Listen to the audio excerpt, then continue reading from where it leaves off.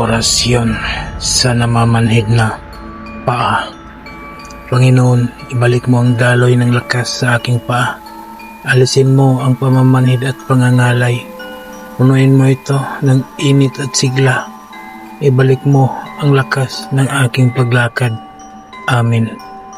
Bigkasin lamang ang mga orasyon na sumusunod ng 3 beses at iihip sa isang basong tubig at inumin. O di kaya iihip mo sa langis at ipahid mo sa iyong paa. Sator Aripo Tinito Perarotas Crora Dolencia Sanabon. Crora Dolencia Sanabon. Crora Dolencia Sanabon.